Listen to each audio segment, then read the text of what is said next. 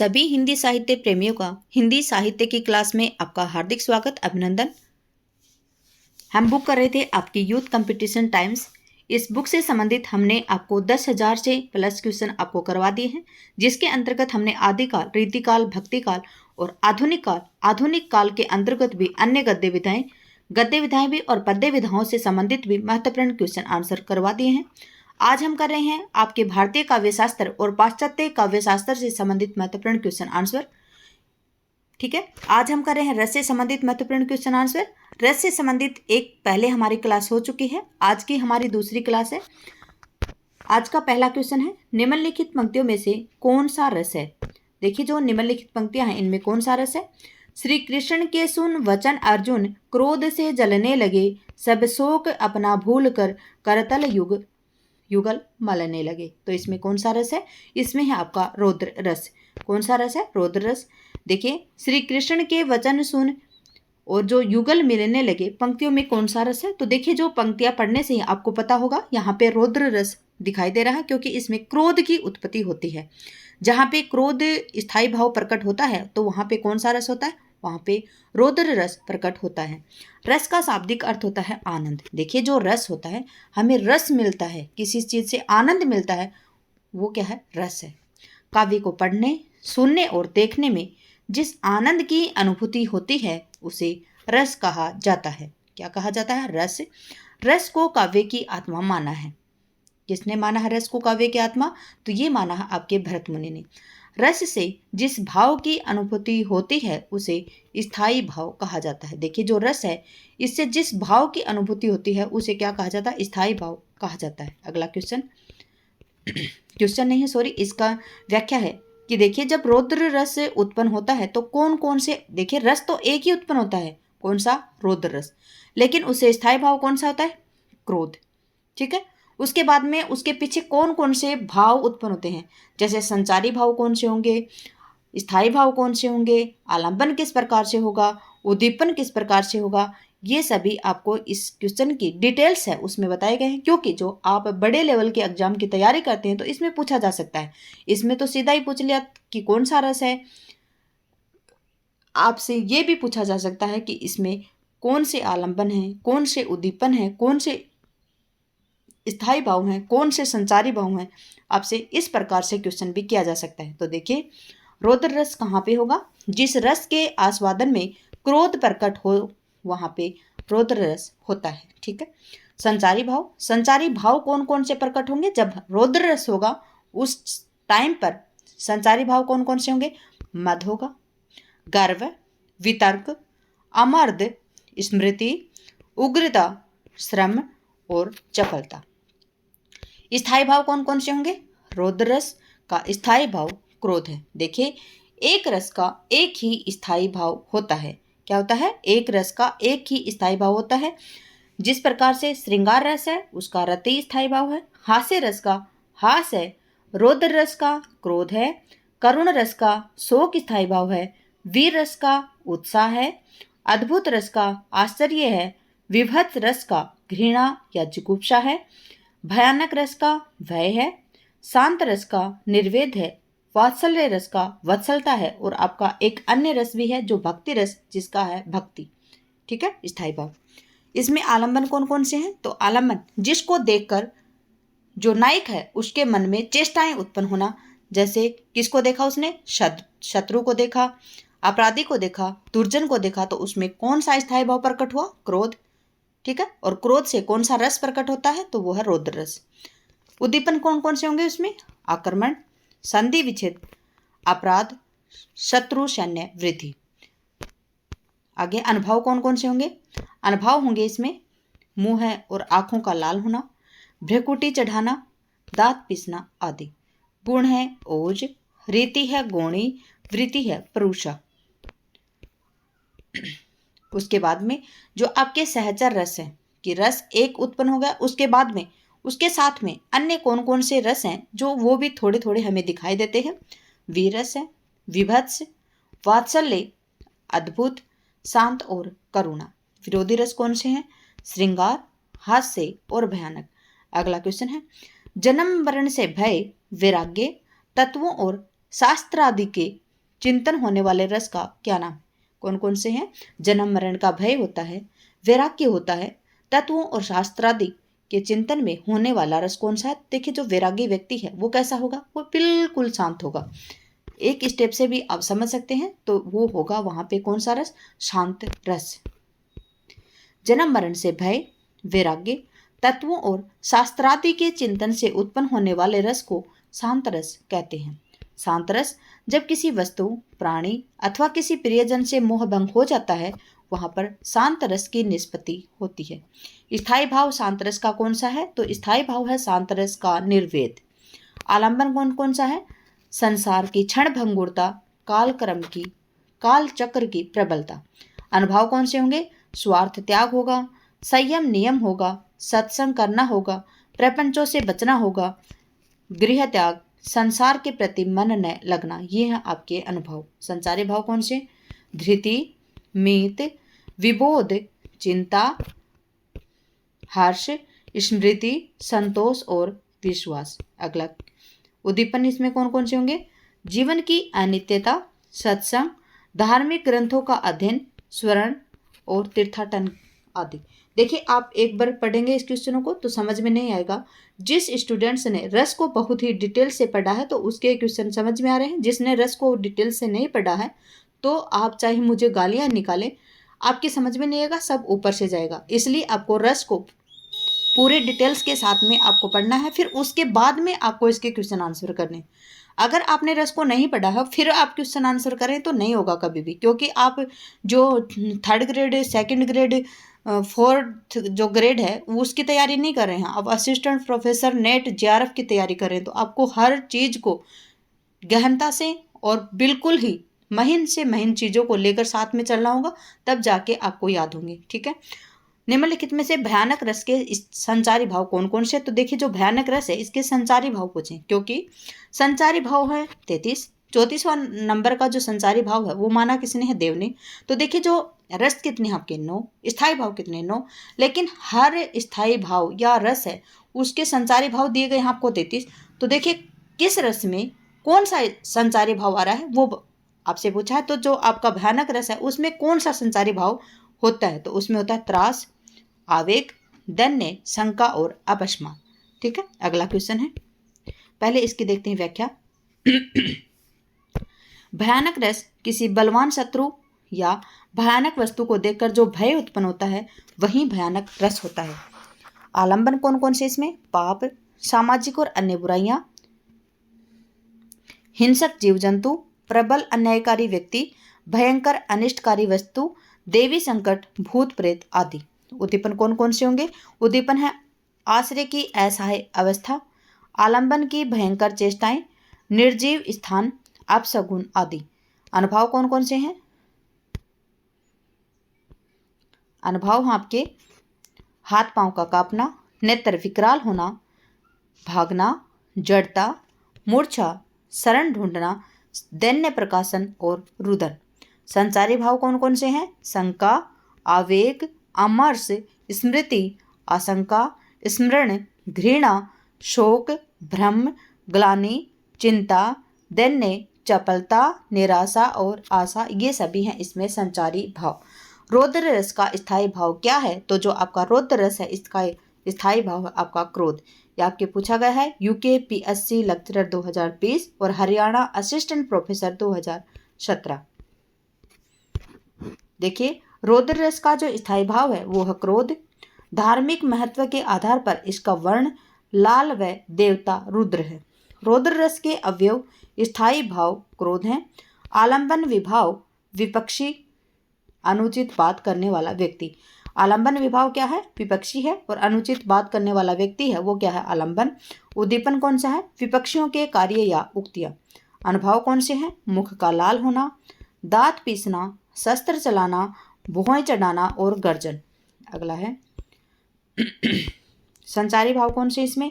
आवेग, अमर्ष, उग्रता, उद्वेग, स्मृति, असूया, मद, मोह आदि। अगला है विभत्स रस का स्थायी भाव क्या है? आपसे पूछा है जो विभत्स रस है इसका स्थायी भाव क्या है? तो इसका स्थायी भाव है आपका जुगुप्सा। ठीक है।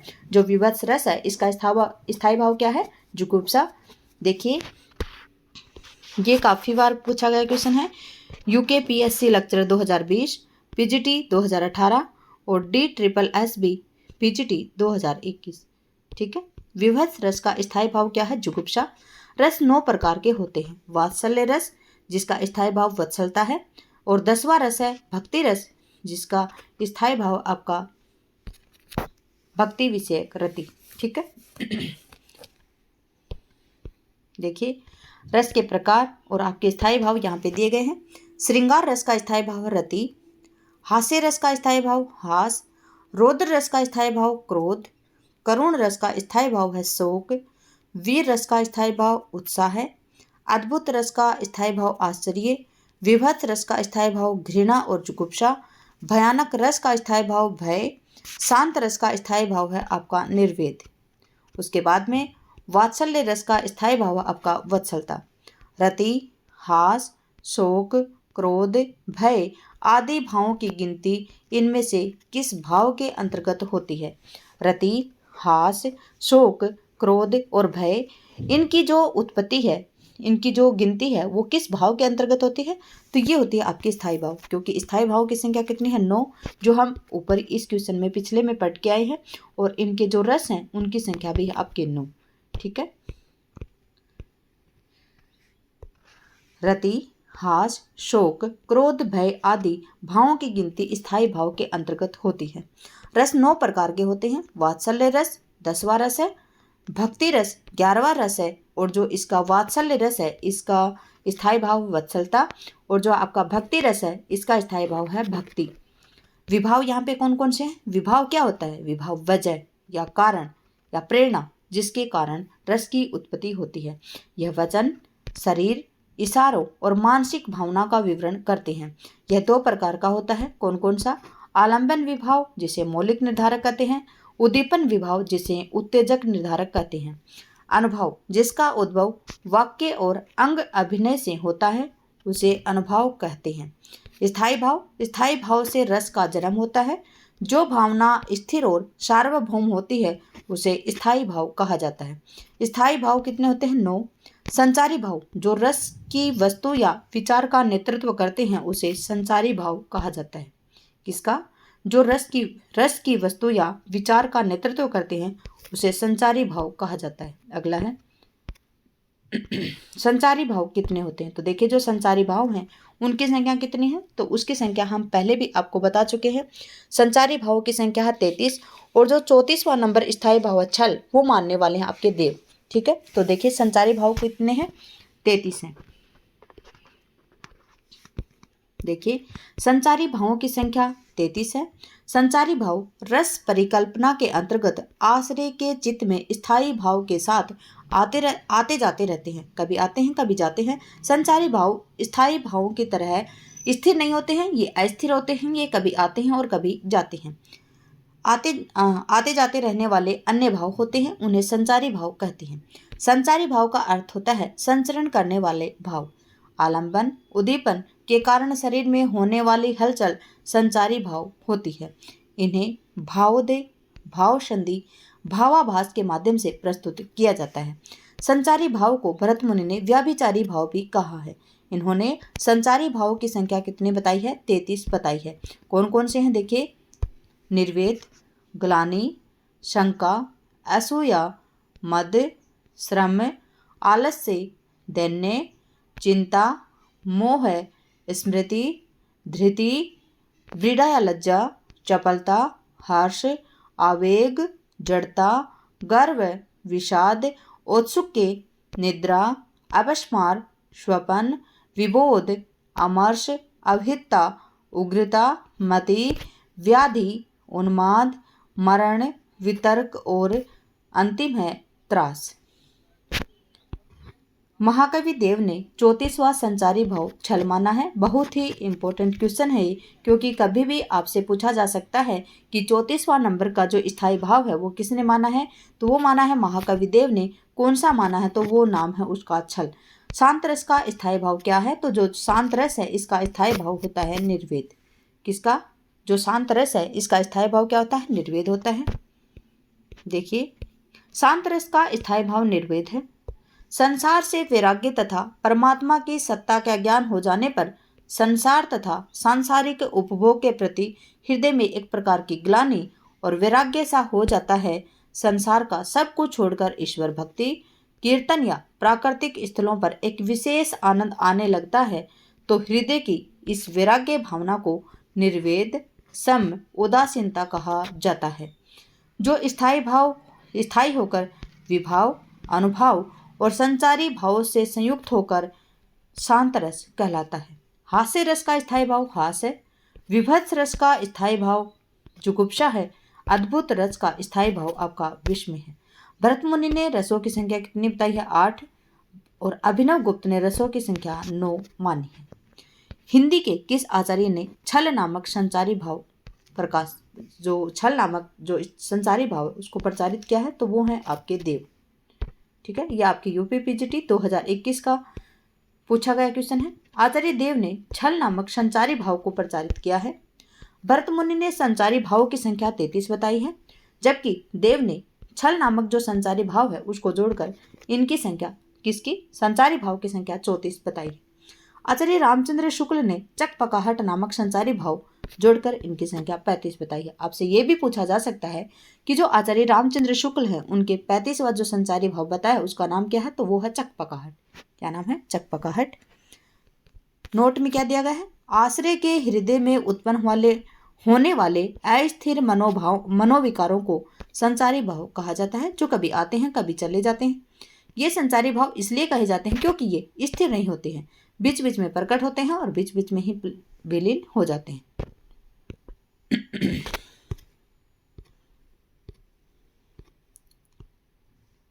अगला क्वेश्चन है, उधर गरजती सिंधु लहरियां कुटिल काल के जालों सी चली आ रही फैन उगलती फैन फैलाए व्यालों सी। इसमें कौन सा रस है?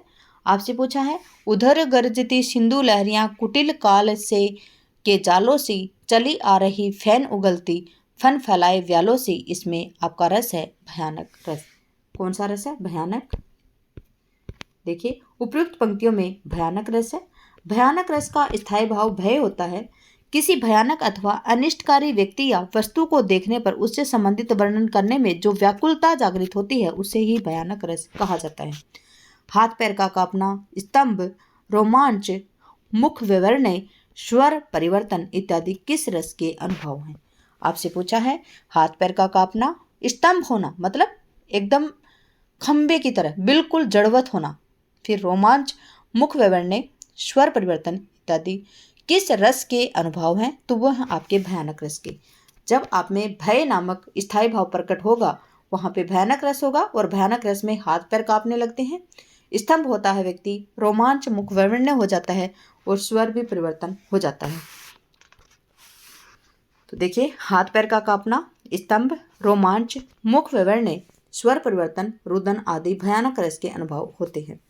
वीर रस के अनुभव कौन से हैं? तो पूर्ण उक्ति, अंग स्फुरण, रोंगटे खड़े हो जाना। और हास्य रस के अनुभव कौन से हैं? आंखों को मीचना, हंसना, ताली पीटना आदि। करुण रस के अनुभव कौन से हैं? छाती पीटना, रुदन, प्रलाप, मूर्छा, भूमि पर गिरना आदि। अनुभव कौन से हैं? स्थायी भाव के बाद उत्पन्न होने वाली आश्रय की जो बाह्य चेष्टाएं हैं, जिन्हें अंगिक, वाचिक, आहार्य और सात्विक, जिन्हें अनुभव कहा जाता है। निम्नलिखित में से किसने शांत रस को भी नाटक में अनुभव योग्य माना है? निम्नलिखित में से कौन है जिन्होंने शांत रस को नाटक में अनुभव योग्य माना है? तो इसमें आपका आंसर आएगा उद्भट। कौन है? उद्भट, जिन्होंने शांत रस में नाटक के अनुभव योग्य माना है। देखिए, उद्भट ने नाटक में शांत रस को अनुभव योग्य माना है। उद्भट अलंकारवादी आचार्य थे। इन्होंने काव्यालंकार सार संग्रह नामक ग्रंथ की रचना की थी। संस्कृत साहित्यकार दंडी का रचना काल 7वीं शताब्दी से प्रारंभ माना जाता है। काव्यदर्श, 10 कुमार चरित्र तथा अवंती सुंदरी कथा इनकी महत्वपूर्ण रचनाएं। किसकी? जो आपके आचार्य उद्भट हैं, इनको क्या कहा जाता है? इन्होंने जो नाटक में शांत रस है उसको अनुभव योग्य माना है। ठीक है, फिर क्या माना है? उद्भट हैं वो कैसे आचार्य थे? तो ये है अलंकारवादी आचार्य। देखिए, उद्भट से संबंधित कितने क्वेश्चन बन रहे हैं यहाँ पे। इन्होंने काव्यालंकार सार संग्रह नामक ग्रंथ की रचना की थी। संस्कृत साहित्यकार जो दंडी हैं, इनका रचना काल कौन सा है? 7वीं शताब्दी। इन्होंने जो दंडी है, इन्होंने लिखा काव्यदर्श, 10 कुमार चरित और अवंती सुंदरी कथा। ठीक है। उसके बाद में भामह। भामह किस प्रकार के आचार्य हैं? तो भामह है वो आपके अलंकारवादी आचार्य हैं, और अलंकार संप्रदाय के जनक भी कौन है? आपके भामह साहब हैं। इनका एकमात्र उपलब्ध ग्रंथ है काव्यालंकार। ठीक है। भामह का कौन सा है? काव्यालंकार। उसके बाद में है आपके आचार्य वामन। आचार्य वामन ने रीति संप्रदाय के जनक माने जाते हैं। रीति संप्रदाय देने वाले कौन थे? तो आचार्य वामन। इनका प्रसिद्ध ग्रंथ है काव्यालंकार सूत्र। निम्नलिखित में से रस की विशेषता नहीं है। ब्रह्मास्वाद सहोदर, स्वप्रकाशानंद, लोक, चमत्कार प्राण और अखंड। तो आपका आंसर आएगा इसमें कि जो लोक चमत्कार प्राण है ये रस की विशेषता नहीं है। ठीक है। जबकि ब्रह्मास्वाद सहोदर, स्वप्रकाशानंद और अखंड ये सभी रस की विशेषताएं हैं, जबकि लोक चमत्कार प्राण ये इसकी विशेषता नहीं है। देखिए, लोक चमत्कार प्राण रस की विशेषता नहीं है। आचार्य विश्वनाथ ने साहित्य दर्पण में रस के स्वरूप को व्यक्त करते हुए लोकोत्तर चमत्कार प्राण माना है। अर्थात इस प्रकार रस की मूल स्थिति अलौकिक है। ये क्या है? सत्वोद्रेक काद खंड स्वप्रकाशानंद चिन्मय वेदांतर स्पर्श शून्य ब्रह्मास्वाद सहोदर है लोकोत्तर चमत्कार प्राण है कैश्चित प्रेमार्त्रिभि स्वीकारवद भिन्न वेनाय मादस्वादे वाद्यते आदि रस है। ठीक है। अगला है, निम्नलिखित में इस रस के 4 अवयवों में सम्मिलित नहीं है। कौन सा नहीं है? संसारी भाव, अनुभव, स्थायी भाव और विषयानंद। आपसे पूछा है कि निम्नलिखित में से जो रस के 4 अवयव हैं उसमें कौन सम्मिलित नहीं है? तो आपका जो विषयानंद भाव है ये इसमें सम्मिलित नहीं है। क्यों? क्योंकि जो रस के 4 अवयव हैं उसमें स्थायी भाव आता है, अनुभव आता है, विभाव आता है, और क्या आता है? संचारी भाव हो गया, अनुभव हो गया, स्थायी भाव हो गया, और क्या हो गया उसके अलावा हो गया आपका विभाव। कौन सा? विभाव। ठीक है। देखिए, जो विषयानंद भाव है ये रस के 4 अवयवों में सम्मिलित नहीं है। रस के 4 अवयव हैं स्थायी भाव, विभाव, अनुभव और संचारी भाव। स्थायी भाव कौन से होते हैं? सहृदय के अंतःकरण में जो मनोविकार, वासना या संस्कार रूप में सदा विद्यमान रहते हैं उन्हें स्थायी भाव कहा जाता है। और इनकी संख्या कितनी है? इनकी संख्या है 11। अगला है, विभाव कौन से होते हैं? विभाव सामाजिक के हृदय में स्थित स्थायी भावों को स्वादन के योग्य बनाने वाले कारणों को विभाव कहा जाता है। अगला, अनुभव स्थायी भावों को व्यक्त करने वाले आश्रय की चेष्टाएं या क्रिया ही क्या कहलाती हैं? अनुभव कहलाती हैं। संचारी भाव जो भाव कुछ देर के लिए स्थायी भाव को दृढ़ करने के लिए आश्रय में हृदय में सहायक रूप से आते हैं और शीघ्रता से लुप्त हो जाते हैं वो संचारी भाव कहलाते हैं। अगला है, जब ते निहारे घनानंद सुजान प्यारे तब ते अनोखी आगी लागी रही चाह की में विरह का कारण क्या है? क्या है? जब ते निहारे घनानंद सुजान प्यारे तब ते अनोखी आगी लागी रही चाह की, इसमें विरह का कारण क्या है? तो इसमें विरह का कारण है आपका पूर्व राग। ठीक है। देखिए, जब ते रही चाह की पंक्तियों में विरह का कारण पूर्व राग है। रामधारी सिंह दिनकर ने कहा है कि रीतिकाल की बौद्धिक विरह अनुभूति निष्प्राणता और कुंठा के वातावरण में घनानंद की पीड़ा की टीस सहसा हृदय को चीर देती है और मन सहज ही मान लेता है कि दूसरों के लिए किराए पर आंसू बहाने वालों के बीच यह एक ऐसा कवि है जो सचमुच अपनी पीड़ा में ही रो रहा है। ये किसने कहा है? ये कहा है रामधारी सिंह दिनकर ने। देखिए, यहाँ पर रस से संबंधित क्वेश्चन तो आया ही है, उसके सिवा आपसे पूछा जा सकता है कि जो रीतिकाल की बौद्धिक विरह अनुभूति निष्प्राणता और कुंठा के वातावरण में घनानंद की पीड़ा की टीस सहसा हृदय को चीर देती है और मन सहज ही मान लेता है कि दूसरों के लिए किराए के आंसू बहाने वालों के बीच ये जो आपके घनानंद हैं वो सचमुच में अपने पीड़ा में ही रो रहे हैं। ये कथन घनानंद जी के लिए किसने कहा है? तो ये कहा रामधारी सिंह दिनकर ने। आपसे ये भी पूछा जा सकता है कि रामधारी सिंह दिनकर ने ये कथन किसके लिए कहे हैं? तो वो हैं आपके घनानंद। क्वेश्चन किसी भी प्रकार से पूछा जा सकता है। आप क्वेश्चन को पूरी डिटेल्स और पूरे ध्यान के साथ में पढ़ते रहेंगे और पूरे मनोयोग के साथ में स्थिर होकर पढ़ेंगे, मन को भटकाएंगे नहीं बिल्कुल भी। अगला है जगन्नाथ दास जो रत्नाकर जी हैं, इन्होंने 1954 में सुजान सागर नाम से इनकी रचनाओं का संग्रह भी प्रकाशित करवाया था। किसने? जगन्नाथ दास रत्नाकर ने।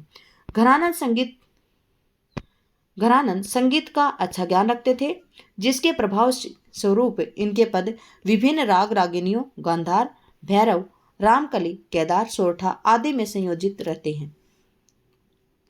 आचार्य रामचंद्र शुक्ल जी ने लिखा है किनके बारे में? घनानंद के बारे में, कि इनकी सी विशुद्ध सरस और शक्तिशालिनी ब्रजभाषा लिखने में और कोई समर्थ नहीं हुआ है। विशुद्धता के साथ प्रौढ़ता और माधुर्य भी इनका अपूर्व है। अगला है अभिनव गुप्त के अनुसार रसास्वादन प्रक्रिया के संबंध में अनुपयुक्त कथन कौन सा है? आरपीएससी असिस्टेंट प्रोफेसर 2020 में पूछा गया क्वेश्चन है। अभिनव गुप्त के अनुसार रसास्वादन प्रक्रिया में संबंध में अनुपयुक्त कथन कौन सा है? तो इसमें से अनुपयुक्त कथन आपसे पूछा है तो वो कौन सा है? तो देखिए, साधारणीकरण व्यंजना के विभाव व्यापार का परिणाम नहीं है, यही आपका अनुपयुक्त कथन है। अगला है स्थायी भाव अनादि वासना के रूप में सहृदय के हृदय में पूर्व स्थित है, बिल्कुल ठीक है। विभाववादी व्यंजक होते हैं जबकि रस क्या होते हैं? व्यंग्य, ये भी बिल्कुल ठीक है। रसानंद अखंड होता है, ये भी बिल्कुल ठीक है, जबकि आपका जो ए ऑप्शन है ये गलत है। अभिनव गुप्त के अनुसार रसास्वादन प्रक्रिया के संबंध में अनुपयुक्त कथन कौन सा है? तो वो है साधारणीकरण व्यंजना के विभाजन में व्यापार का परिणाम नहीं होता है। ठीक है, देखते हैं इसकी व्याख्या। देखिए, अभिनव गुप्त के अनुसार रसास्वादन प्रक्रिया के संबंध में अनुपयुक्त कथन कौन सा है? अनुपयुक्त कथन है साधारणीकरण व्यंजना के विभाजन व्यापार का परिणाम नहीं है। अभिनव गुप्त ने तंत्रालोक नामक श्रेष्ठ दार्शनिक कृति की रचना की है। देखिए, जो अभिनव गुप्त हैं इन्होंने किस कृति की रचना की है? तो वो है तंत्रालोक, जिसे तंत्र शास्त्र का विश्वकोश कहा जाता है। तंत्रालोक को क्या कहा जाता है? वो है तंत्र शास्त्र का विश्वकोश। अगला है साधारणीकरण के संबंध में अभिनव गुप्त का मत है कि शब्द और अर्थ की व्यंजना शक्ति के माध्यम से सहृदय को रसास्वादन होता है। अतः भावकत्व व्यापार और भोजकत्व व्यापार की स्वीकृति की आवश्यकता नहीं होती है। अभिनव गुप्त के अनुसार साधारणीकरण विभाववादी के साथ साथ स्थायी भाव का भी होता है। स्थायी भाव के साधारणीकरण से ही विभाववादी का साधारणीकरण होता है। अगला है भट्ट नायक ने साधारणीकरण को ही रसास्वादन का हेतु माना है, किंतु अभिनव गुप्त साधारणीकरण को ही आनंद स्वरूप रसास्वादन की दशा मानते हैं। अभिनव गुप्त अभिव्यक्तिवाद के संस्थापक हैं जो शैव दर्शन पर आधारित हैं। इनके अनुसार स्थायी भाव व्यंग्य हैं और विभाववादी व्यंजक हैं। इनके संयोग से रस की अभिव्यक्ति होती है, वह न तो उत्पन्न होता है और न ही अनुमेय होता है, वह तो अभिव्यक्ति होता है। भारतीय काव्यशास्त्र में रस की सर्वप्रथम व्याख्या भरतमुनि कृत नाट्यशास्त्र में मिलती है। आज का अंतिम क्वेश्चन है, जब मन में तमोगुण रजोगुण दब जाते हैं तो सत्व गुण का उद्रेक व प्राबल्य होता है, तभी रस की अनुभूति होती है। रसास्वाद के संबंध में ये विचार किसका है? तो देखिए, जब मन में ये पूछा गया है आपसे कथन कि जब मन में तमोगुण रजोगुण दब जाते हैं तब सत्व गुण का उद्रेक और प्राबल्य होता है, तभी रस की अनुभूति होती है।